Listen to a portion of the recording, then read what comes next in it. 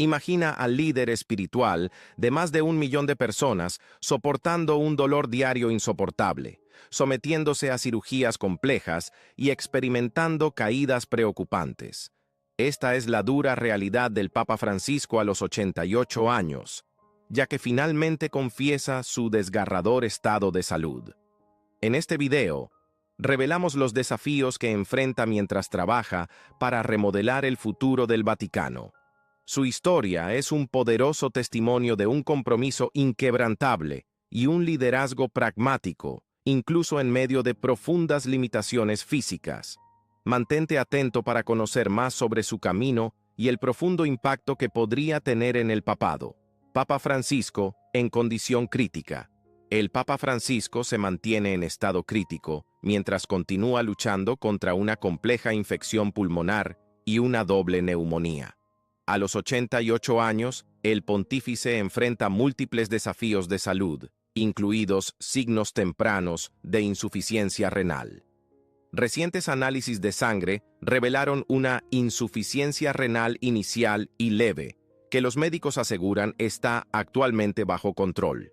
A pesar de estos contratiempos, se mantiene alerta, reactivo, e incluso asistió a la misa el domingo, según declaraciones del Vaticano.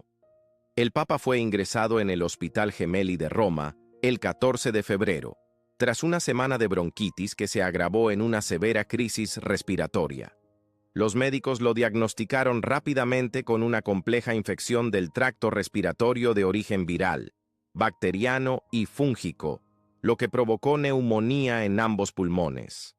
Dada su enfermedad pulmonar crónica preexistente y un historial de pleuritis, es especialmente vulnerable a las complicaciones de tales infecciones. El Vaticano informó que, tras una prolongada crisis respiratoria similar al asma, el pontífice requirió oxígeno suplementario y transfusiones de sangre. Su condición fue descrita como crítica por primera vez el sábado, y los médicos señalaron que el cuadro clínico es complejo y el pronóstico sigue siendo reservado. Una actualización médica afirmó: la complejidad del cuadro clínico y la necesaria espera a que las terapias farmacológicas proporcionen algún resultado dictan que el pronóstico se mantiene reservado. Desde su ingreso, el Papa ha estado recibiendo una combinación de tratamientos diseñados para estabilizar su condición. El personal del hospital le ha administrado una mezcla de cortisona y antibióticos junto con altos flujos de oxígeno suplementario para ayudarle a respirar más fácilmente. Además, se ha colocado un pequeño tubo de oxígeno debajo de su nariz, lo que le permite respirar sin asistencia la mayor parte del tiempo. Los análisis de sangre también han sido monitoreados de cerca. El sábado, el Papa desarrolló un recuento bajo de plaquetas y anemia. Como parte de su tratamiento, recibió hematina durante las transfusiones de sangre, una terapia destinada a aumentar sus niveles de hemoglobina y, con ello, mejorar la capacidad de transporte de oxígeno de su sangre. Posteriormente, los médicos señalaron que este tratamiento había mostrado resultados beneficiosos. A pesar de estos desafíos, el Vaticano difundió un mensaje preescrito destinado a una oración dominical. En el mensaje, el pontífice afirmó: estoy continuando con confianza mi hospitalización en el Hospital Gemelli, siguiendo el tratamiento necesario, y el descanso también es parte de la terapia. Este mensaje no solo enfatizó su compromiso en la lucha contra la infección, sino que también solicitó oraciones de los fieles.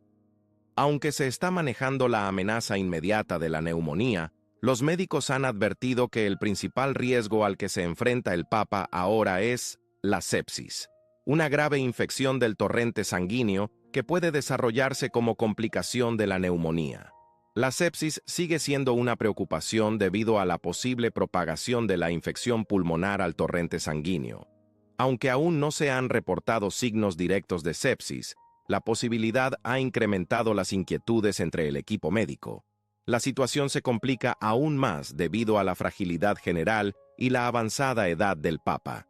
Sus condiciones subyacentes, incluyendo la enfermedad pulmonar crónica y episodios previos de bronquitis, contribuyen a la inestabilidad de su estado de salud actual. Los expertos médicos han advertido repetidamente que cualquier complicación adicional, como una disminución de la función respiratoria o un empeoramiento de la condición renal, podría resultar crítica. Oraciones globales y solidaridad para el Papa Francisco en medio del deterioro de su salud. La noticia del deterioro en la condición del Papa Francisco ha provocado una oleada de apoyo y oraciones en todo el mundo. Desde su natal Argentina hasta El Cairo, la sede del Islam sunita, y a lo largo del globo, la gente se ha unido para rezar por su recuperación. En Nueva York, el cardenal Timothy Dolan reconoció lo que muchos líderes de la Iglesia en Roma no estaban declarando públicamente. En una homilía en la Catedral de San Patricio, comentó que los fieles católicos estaban unidos al lado de la cama de un padre moribundo. Los comentarios de Dolan, como nuestro Santo Padre, el Papa Francisco, se encuentra en una salud muy frágil y probablemente cerca de la muerte, capturaron la profunda preocupación de muchos, aunque luego agregó que esperaba y rezaba para que el pontífice se recuperara. A lo largo de los continentes, líderes religiosos han mostrado solidaridad. En El Cairo, el jeque Ahmed Al-Tayeb, gran imán de Al-Azhar, escribió en Facebook: «Rezo a Alá para que conceda a mi querido hermano, el Papa Francisco, una pronta recuperación y lo bendiga con buena salud y bienestar para que pueda continuar su camino en el servicio a la humanidad». De manera similar, el Comité Judío Estadounidense declaró: «Estamos unidos con nuestros hermanos y hermanas católicos durante este tiempo difícil. Incluso en Italia, la respuesta del público ha sido fuerte. Fuera del Hospital Gemelli, grupos de personas se han reunido para orar cerca de una estatua del fallecido Papa Juan Pablo II. Los peregrinos han dejado flores, notas y encendido velas, demostrando un llamado unido por la recuperación del Papa. En Buenos Aires, el icónico obelisco de la ciudad se iluminó con el mensaje: «Francis, la ciudad reza por ti», subrayando el profundo impacto emocional que su condición tiene en su tierra natal. En vista del estado crítico del Papa, se han producido varios cambios significativos en las operaciones rutinarias del Vaticano. Se esperaba que el Papa Francisco celebrara la misa en la Basílica de San Pedro el domingo por la mañana y que ordenara diáconos como parte de la conmemoración del Año Santo. Sin embargo, debido a su condición, el arzobispo Rino Fisichella intervino para conducir el servicio. Antes de ofrecer la homilía, Fisichella ofreció una oración especial por el pontífice enfermo desde el altar. Durante la misa, el arzobispo Fisichella dijo a los diáconos vestidos de blanco reunidos: «Aunque él se encuentre en una cama de hospital, sentimos al Papa Francisco cerca de nosotros. Lo sentimos presente entre nosotros». Este sentimiento refleja la influencia perdurable y la cercanía que el Papa ha mantenido con los fieles, a pesar de sus actuales limitaciones físicas. La diócesis de Roma también ha anunciado una misa especial para el domingo por la noche. El propósito del servicio es reunir oraciones para el Papa Francisco, para que tenga la fuerza necesaria para superar este momento de prueba. El llamado a una oración colectiva e intensa resalta no solo la gravedad de la situación, sino también la profunda conexión entre la Iglesia y su líder. Desafíos médicos persistentes. Durante los últimos años, el Papa Francisco ha enfrentado una serie de desafíos de salud que poco a poco han pasado factura a sus capacidades físicas, a pesar de que su compromiso con sus deberes se mantiene inquebrantable. En 2022, se hicieron cada vez más evidentes los signos de fragilidad física. El Papa experimentó un creciente malestar en las rodillas que lo obligó a cancelar varios eventos públicos. Su movilidad se vio comprometida hasta el punto de aumentar su dependencia de una silla de ruedas, y tuvo que recurrir al uso de un ascensor especial dentro del Vaticano, una instalación diseñada para adaptarse a sus limitaciones físicas. A pesar de estos desafíos, el Papa Francisco continuó dirigiendo servicios y haciendo apariciones públicas, demostrando un firme compromiso con sus responsabilidades pastorales. Los observadores notaron que su capacidad para mantenerse activo frente a tanta adversidad fue nada menos que extraordinaria. Durante este período, la condición del Papa desató un amplio debate tanto entre los fieles como en los medios de comunicación. Muchos se preguntaron qué lo impulsaba a persistir a pesar de sus crecientes dificultades físicas. ¿Era su fe profunda e inquebrantable? ¿Su intenso sentido del deber o, quizás, una determinación alimentada por años de servir como símbolo de esperanza y unidad? Estas preguntas resonaron en muchos que vieron en su resiliencia un testimonio de la fortaleza de su espíritu. El Papa Francisco ha sido notablemente franco acerca de sus luchas contra el envejecimiento. En su autobiografía Esperanza, ofrece una conmovedora reflexión sobre la realidad de envejecer. Comentó: «Cuando eres viejo, ya no controlas tu cuerpo. Debes aprender lo que puedes y no puedes hacer». Esta admisión no solo resume los desafíos físicos que enfrenta, sino que también ilustra su serena aceptación de su condición. Como si las luchas constantes de 2022 no fueran suficientes, contratiempos de salud más recientes han subrayado aún más la fragilidad física del pontífice. En diciembre de 2024, el Papa Francisco sufrió otra caída en su residencia en el Vaticano, lo que le provocó un moretón en el antebrazo derecho. Este incidente se produjo poco después de un percance similar que le dejó una lesión en la barbilla. Aunque no se rompieron huesos, tuvo que usar un cabestrillo como medida de precaución, una señal visible de su vulnerabilidad física. Poco después de esta caída, un resfriado lo obligó a cancelar varios compromisos públicos antes de Navidad, por primera vez durante su papado. Cabe destacar que incluso tuvo que utilizar un dispositivo auditivo durante la misa de medianoche, un indicador contundente de cómo su deterioro físico está comenzando a afectar su capacidad para desempeñar sus funciones tradicionales. Estos eventos recientes han llevado a muchos a especular sobre lo que el futuro podría deparar para su papado. A pesar de los crecientes desafíos, la resiliencia del Papa Francisco sigue brillando. Cada contratiempo, ya sea un mayor malestar en las rodillas, una caída que resultó en lesiones menores o la necesidad de adaptaciones especiales dentro del Vaticano, es enfrentado con una quieta determinación que ha definido su liderazgo durante tanto tiempo. Su capacidad para mantener apariciones públicas y continuar desempeñando sus deberes sagrados, incluso cuando se enfrenta a señales visibles de fragilidad, habla mucho de la fortaleza interior y el compromiso que lo guían. ¿Qué depara el futuro? El porvenir del Papa Francisco. Los expertos médicos describen la condición del Papa Francisco como crítica y inestable, una descripción que enfatiza la incertidumbre sobre su recuperación. La combinación de una doble neumonía, una compleja infección pulmonar, insuficiencia renal temprana, bajo recuento de plaquetas y anemia, pinta un panorama desafiante para su salud en general. Sus médicos han sostenido que, aunque el tratamiento actual está proporcionando cierta estabilización, el impacto completo de su condición aún es incierto. La situación ha reavivado las especulaciones sobre el futuro del papado.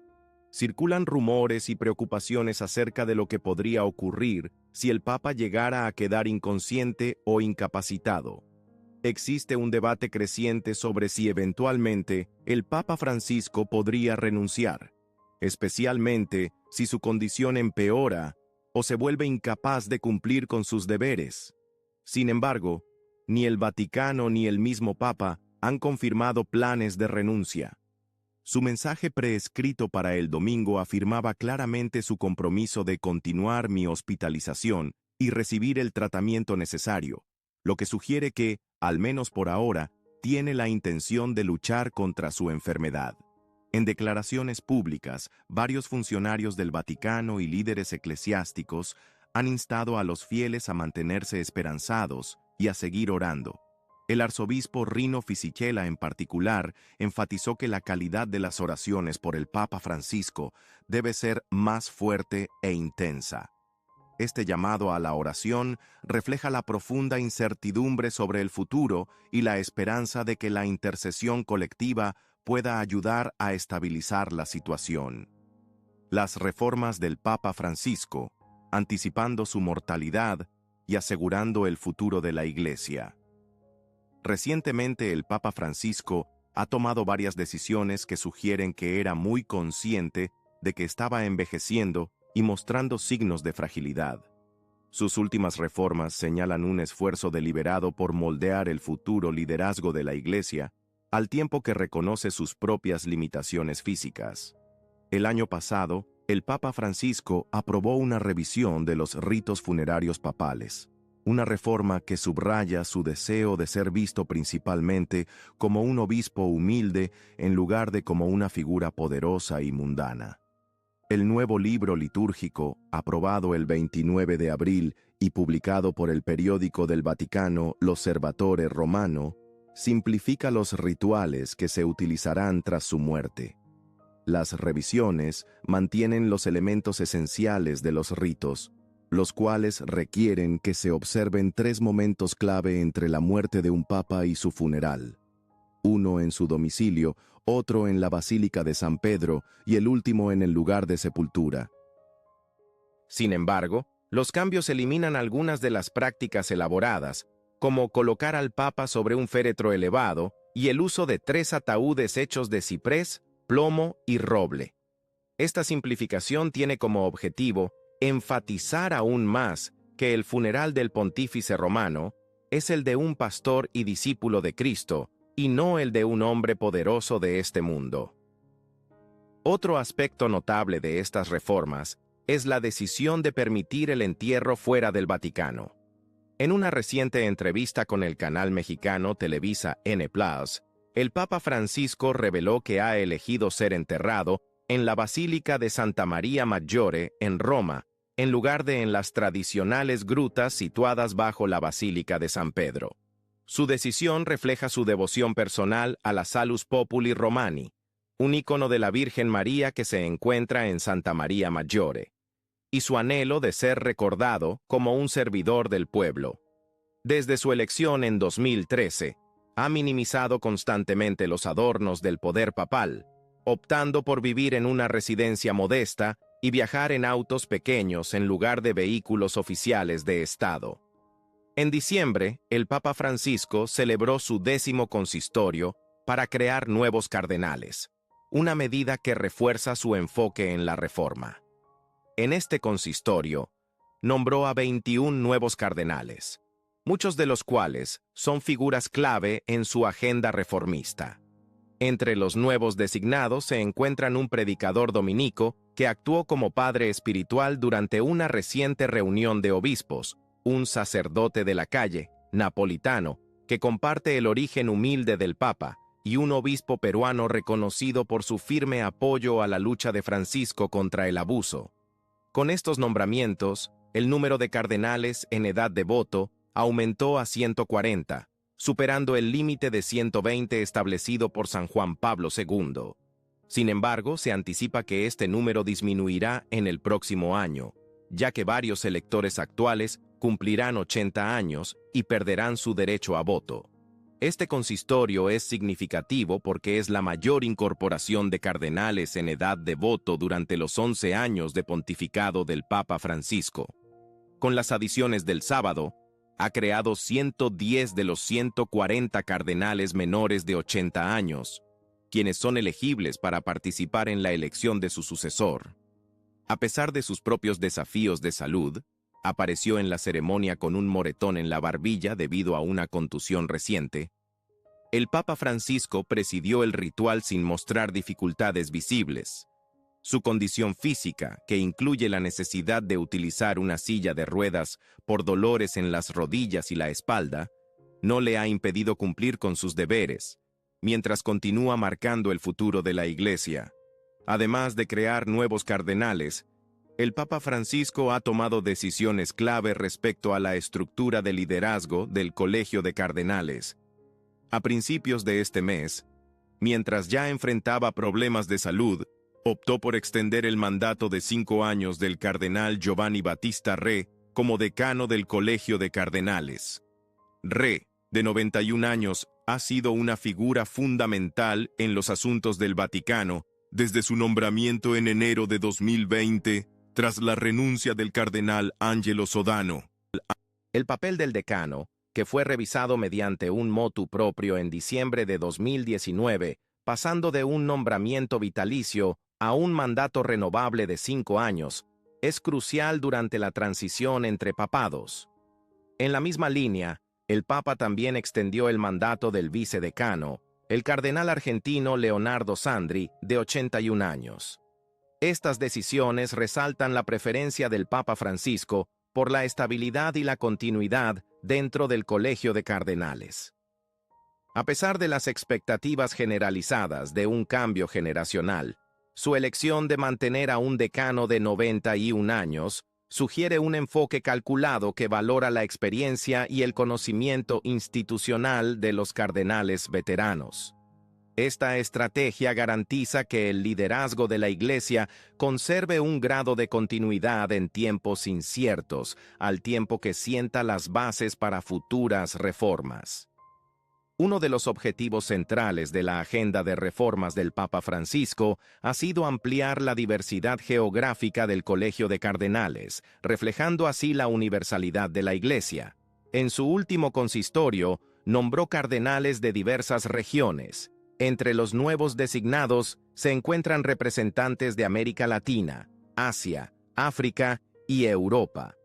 En América Latina se nombraron 5 nuevos cardenales, incluidos los arzobispos de Santiago del Estero, Porto Alegre, Santiago y Guayaquil.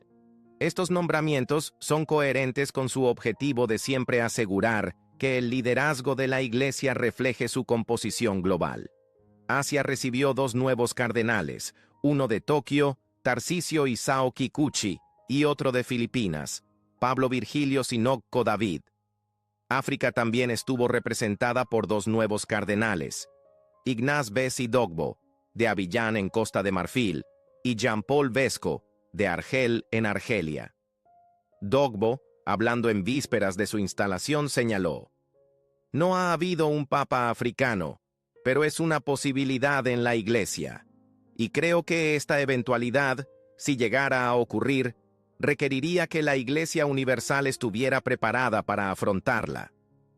Esta declaración subraya el enfoque pragmático que ha adoptado Francisco en sus reformas, preparando a la Iglesia para un futuro verdaderamente global. Otros nombramientos notables incluyen al arzobispo de Teherán, Dominique Joseph Mathieu, al obispo de Belgrado, Serbia, Ladislav Nemeth, y al único cardenal norteamericano, Frank Leo, arzobispo de Toronto. Además, Rolandas Makrickas, cardenal electo nacido en Lituania y arcipreste de la Basílica de Santa María Maggiore, fue designado para supervisar responsabilidades tales como recibir al Papa a su regreso de viajes al extranjero y participar en las reformas financieras en curso en la Basílica. El papel de Makrickas es significativo, ya que se integra en la reorganización administrativa más amplia de la diócesis de Roma. Algunos de los nuevos cardenales están estrechamente vinculados a las iniciativas de reforma del Papa Francisco. Por ejemplo, el dominico Timothy Ratcliffe, quien se ha destacado como predicador del Papa y figura prominente en el sínodo que buscaba hacer a la Iglesia más inclusiva, fue elevado en este consistorio. Ratcliffe, conocido por sus intervenciones directas durante los debates del sínodo, dijo una vez: «A menudo no tenemos idea de cómo actúa la providencia de Dios en nuestras vidas. Hacemos lo que creemos correcto y lo demás está en manos del Señor. Este es solo un sínodo. Habrá otros. No tenemos que hacerlo todo, solo intentar dar el siguiente paso». Su declaración refleja el enfoque práctico y medido que ha caracterizado muchas de las decisiones recientes de Francisco. Otra figura clave en la agenda de reformas es el arzobispo peruano, Carlos Gustavo Castillo Matasoglio de Lima. Castillo ha sido muy vocal en su oposición a ciertos movimientos conservadores dentro de la Iglesia. En un ensayo muy comentado para el periódico español El País, llamó a la supresión del Sodalitium Christianae Vitae, describiéndolo como un experimento fallido y la resurrección del fascismo en América Latina. Su nombramiento es un claro indicador del compromiso del Papa Francisco con erradicar los abusos y modernizar las estructuras de la Iglesia en América Latina.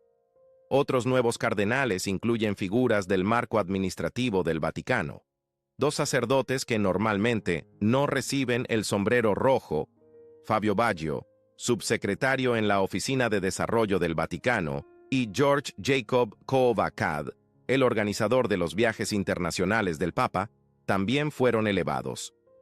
Estos nombramientos forman parte de una estrategia más amplia para inyectar a los órganos de gobierno de la Iglesia con individuos que no solo tengan experiencia en el trabajo pastoral, sino que también sean capaces de impulsar reformas internas. A los 88 años, los recientes problemas de salud del Papa Francisco plantean una pregunta urgente. ¿Podrían estos incidentes ser las señales más claras de que la jubilación está en el horizonte? Mientras el mundo y la comunidad católica siguen su trayectoria, la pregunta perdura. ¿Puede el espíritu superar los desafíos físicos que trae el paso del tiempo? Muchos lo ven como un faro de esperanza y resiliencia, un líder que sigue inspirando a pesar de las señales visibles de envejecimiento. ¿Qué opinas? Comparte tus ideas en los comentarios a continuación. Y no olvides dar like y suscribirte para más actualizaciones.